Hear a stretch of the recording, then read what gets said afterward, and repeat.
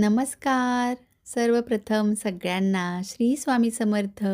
आजच्या नवीन व्हिडिओमध्ये पुन्हा एकदा सगळ्यांचे मनापासून स्वागत करते आणि स्वामींचरणी मनोमन प्रार्थना करते की तुमच्या सगळ्यांच्या इच्छा स्वामींनी अगदी लवकरात लवकर पूर्ण कराव्यात. आता 1 डिसेंबरला मोक्षदा एकादशी आहे. तर या मोक्षदा एकादशीला जो भद्रा आणि पंचकमध्ये योग येत आहे, त्यामध्ये नकळतही चुकूनसुद्धा या चुका करू नका. आणि काय आहे त्या आपण पाहणार आहोत. कारण मार्गशीर्ष महिन्यातील शुक्ल पक्षामध्ये एकादशी तिथी जेव्हा येते, तिला मोक्षदा एकादशी म्हणतात. अनेक पापांपासून मोक्ष मिळवून देणारी. पण यासोबतच 1 डिसेंबरला जी आहे ती गीता जयंती देखील आहे. भगवद्गीतेची पूजा करायची आहे आणि याचप्रमाणे या विधींसोबत तुळशीचा देखील एक नियम आहे, जो विधी आहे तो आपण पाहणार आहोत. चला तर मग आजच्या व्हिडिओकडं वळूया. मार्गशीर्ष हा महिनाच संपूर्ण श्रीकृष्णाच्या आवडीचा, भगवान विष्णूंच्या आवडीचा आहे. कारण भगवान स्वतः म्हणतात की सर्व महिन्यांमध्ये पवित्र असा मार्गशीर्ष महिना मी स्वतः आहे. म्हणूनच असं म्हटलं जातं, भगवान विष्णूंची पूजा केल्याने सर्व मनोकामना तर पूर्ण होतातच होतात, पण याशिवाय आजची एकादश जो कोणी धरतो त्याला मोक्ष प्राप्त होतो. जरी उपवास करायला नाही जमला तरी विधिवत आज आपण हळदीचं जे पाणी आहे त्या पाण्याने श्रीकृष्णाला स्नान घालावं. संध्याकाळी जो प्रदोष काळ आहे तेव्हा पाण्याने स्नान घालावं. चंदनाचं अत्तर किंवा चंदन लावावं. यासोबत केसरचा तिलक देखील बाळकृष्णाला किंवा विठ्ठलाच्या मूर्तीला किंवा विष्णुदेवांना लावून तो तिलक आपल्या माथी देखील जरूर लावला पाहिजे. आजच्या दिवशी कांदा लसूण वर्ज्य आहे. सात्विक पदार्थांचं सेवन करावं.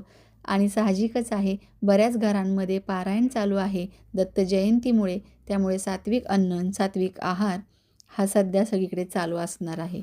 आजच्या दिवशी काळ्या रंगाचे कपडे हे घालू नये. एकादशीला मालिश करू नये, तेल लावू नये. आणि याशिवाय आपण एकादशीला तांदूळ देखील म्हणजे भात हा खाऊ नये असे नियम आहेत.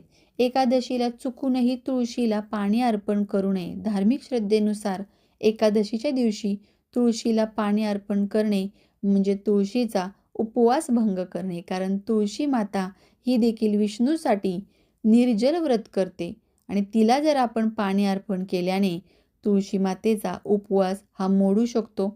म्हणून ही गोष्ट सदैव प्रत्येक एकादशीला लक्षात ठेवा. एवढंच नाही तर तुळशीचे पाने देखील एकादशीला तोडू नये. भगवान विष्णूंना अर्पण केलेल्या नैवेद्यामध्ये तुळशीचं पान हे समाविष्ट करणे खूप शुभ आहे. त्याशिवाय ते नैवेद्य ग्रहण करत नाहीत. पण म्हणून एकादशीच्या दिवशी तुळस आवडते म्हणून तुळशीचं पान तोडू नये. यासाठी तुम्ही आदल्या दिवशी तुळशीचे पाने तोडून ठेवू शकता किंवा माहीत नव्हतं तर सरळ पूजा साहित्य जिथं हार वगैरे मिळतात त्यांच्याकडून तुळशीपत्र विकत घेऊ शकता.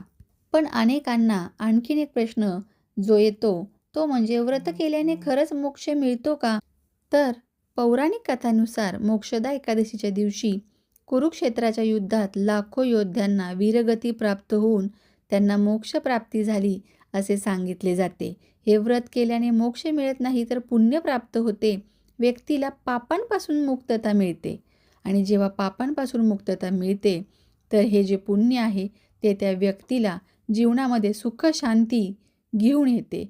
यासोबतच गीता जयंती म्हणजे आजच्या दिवशी गीतेचं पठण केल्यामुळे त्यातील शिकवणींचे पालन केल्यामुळे मोक्ष प्राप्ती होते असे भगवान श्रीकृष्णांनी सांगितलेले आहे.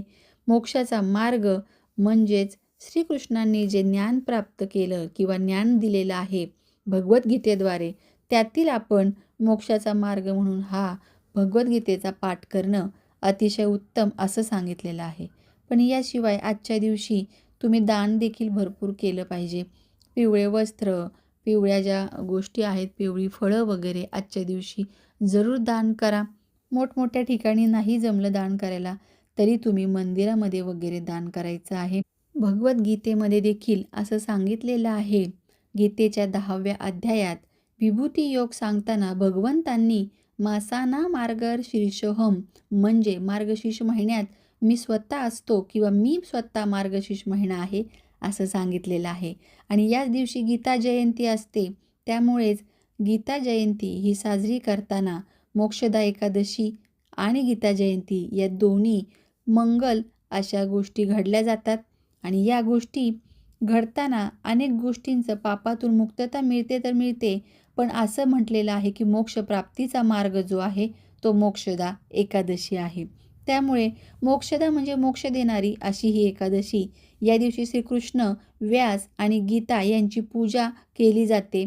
पण मोक्ष मिळण्यासाठी नेमकं काय भगवद्गीतेत भगवान श्रीकृष्णांनी सांगितलेलं आहे, की मोहाच्या क्षणी दिलेला नकार म्हणजे मोक्ष.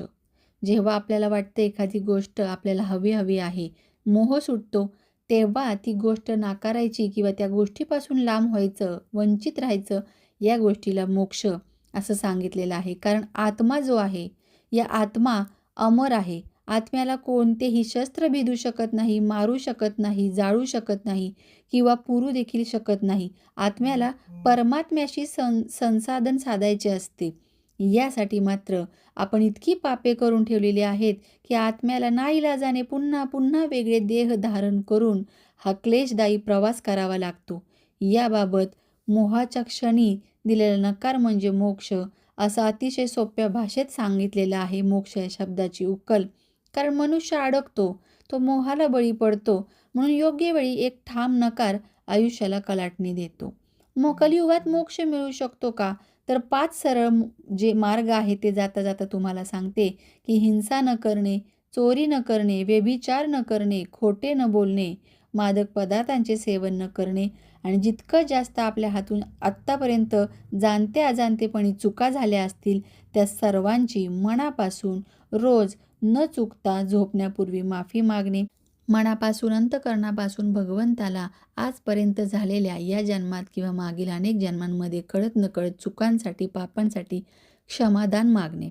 ओम नमो भगवते वासुदेवाय या मंत्राचा आजच्या दिवशी जास्तीत जास्त जप करा आणि मग बघा मोक्षदा एकादशी खऱ्या अर्थाने तुम्हाला किती चांगली फलदायी ठरते. आणि हो, व्हिडिओ हा जास्तीत जास्त अनेक लोकांपर्यंत शेअर करा, लाईक करा आणि सबस्क्राईब करा, जेणेकरून येणाऱ्या नवनवीन व्हिडिओ आणि अशाच चांगल्या टॉपिक्सबद्दलची माहिती तुम्हाला सोप्या भाषेत अगदी कमी मुद्देसूद शब्दांमध्ये समजली जाईल.